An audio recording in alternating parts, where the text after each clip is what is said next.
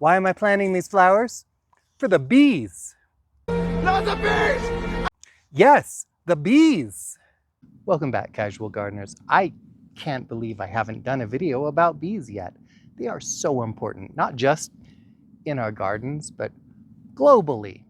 So by the end of this video, you should know the difference between bees and wasps. It's cooler than you'd think. Those are wasps. I hate wasps.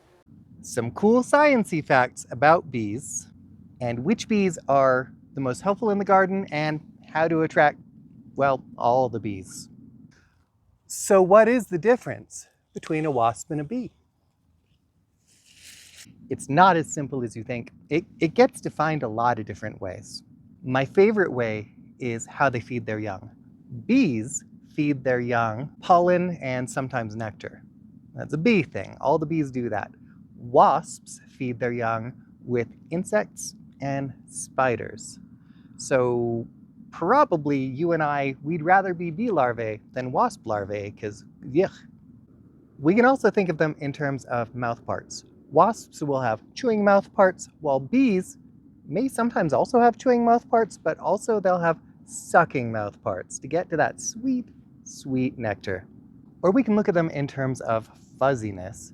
Bees are fuzzy, and they're fuzzy because their body hairs, or they're not actually hairs, they're called setae, and they're spiny protuberances from their exoskeletons. So in a bee, they are finely divided, so they are in fact fuzzy. Wasps tend, if they have spikes on their bodies, they won't be divided, so they'll be spikier. So if it's fuzzy, it's more likely to be a bee. Do you want to pet it? It's a bee. Who's a good bee? You are. You're a good bee. Despite their differences, both bees and wasps are important pollinators in our gardens, and however you may feel about them, I hope you welcome them both. Bees are ancient, but not as ancient as wasps. If you were an Eosaurus from the late Triassic period, you would be familiar with wasps, but not bees. And that's because wasps are actually twice as ancient as bees. But if you were a Tyrannosaurus rex stomping around in the Cretaceous period, you'd be familiar with both bees and wasps, because bees and wasps were both present by the Cretaceous. And that is because something very special and world-changing happened in the Cretaceous. And I'm not talking about an asteroid or a meteorite. Flowers. Flowers happened in the Cretaceous. And almost as soon as there were flowers, some hunting wasps began to co-evolve with those flowers, eventually becoming bees. Some bees get around more than other bees. Even though bees co-evolved with flowers, shaping each other in some really quite bizarre and sometimes beautiful ways, different species of bees show different levels of commitment to their flowers.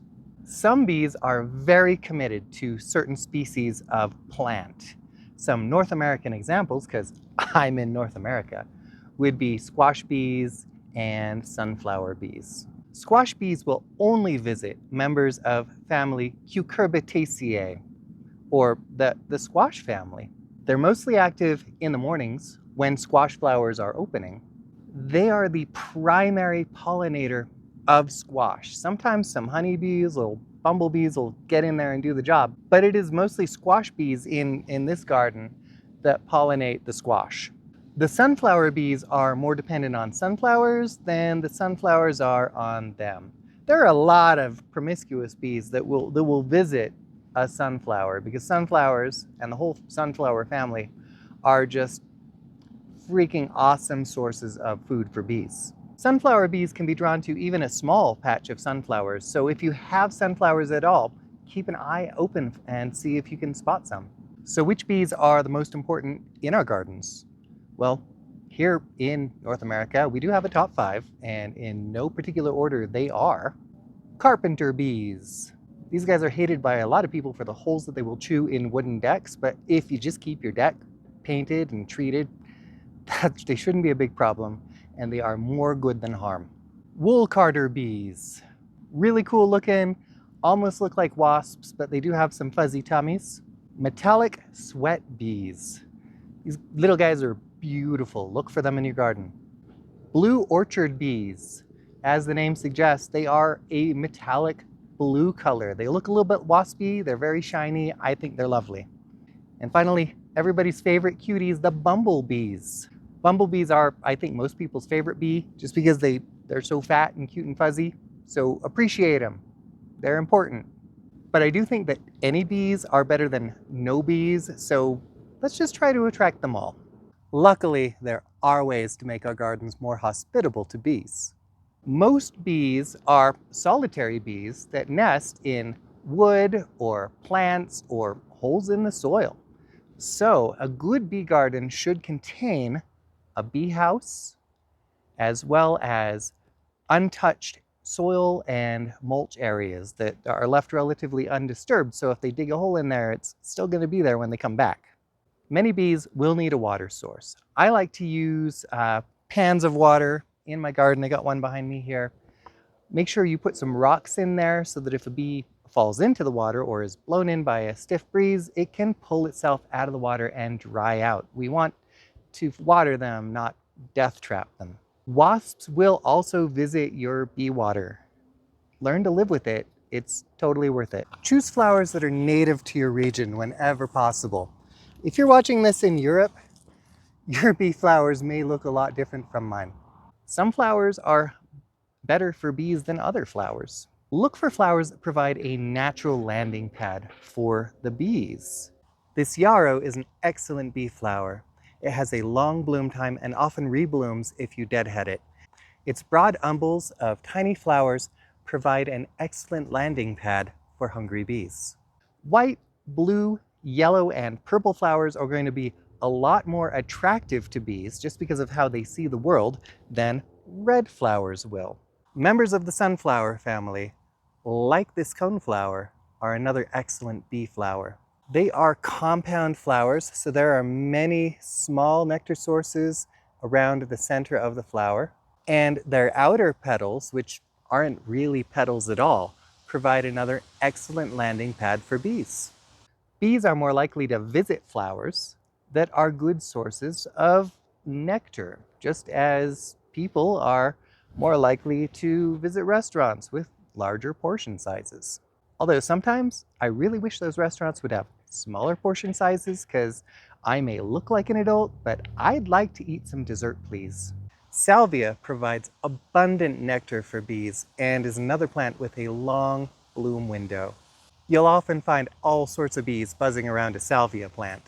Bees enjoy smelly flowers just like we do. They like sweet smelling, spicy smelling, or minty smelling flowers. This is excellent news for me because I tend to prefer those flowers as well, and that tends to be what winds up in my garden. Like this sweet alyssum here that smells sweet like honey. I've already done a whole video about Rocky Mountain bee plant. It's an excellent annual bee flower. I'll go ahead and link to that video at the end of this one. Make sure you plant your flowers in clusters, drifts, and clumps. A hodgepodge of individual flowers will tend to be a lot less attractive to a bee than a cluster of flowers. Because they co-evolved with flowers, many bees are hardwired to visit mostly the same plant in a trip. So planting multiples of the same flower together in a bed will be a lot more attractive to bees and be a lot more likely to draw them to your garden. This evolutionary adaptation is particularly good for plants because it means that when bees come a-calling, they're more likely to be carrying pollen that does them some good. And finally, try to plan your bee garden so that it blooms from spring through autumn. This can be a daunting task. Luckily, there are university extension websites. I've linked to one in the description below that have plant calendars so you can look at types of plants and when they bloom, and some of them even show what types of bees are more likely to be attracted to those flowers. So you can just go to town and meticulously plan your bee garden. Alternatively, you can just visit your local nursery multiple times throughout the year, like monthly. Nurseries sell more flowers when they're in bloom, so the flowers they carry at a particular time of year tend to be the flowers that are in flower. So by visiting your nursery in the spring, in the summer, and in the autumn, you're more likely to get an assortment of flowers that are going to be blooming for you spring through autumn without all those extra planning steps that can really bog you down. I am a mere fallible mortal, so I probably missed something very important. If you know what it is that I missed, please be sure to let us all know down in the comments. That'll educate me so I can make better videos, but more importantly, it might help a gardener out who's watching this and doesn't know I skipped something important. Go ahead and like this video. Try subscribing to my channel. See how it makes you feel. Thank you so much for coming to visit me here in my garden today. I hope you have a wonderful time in your own.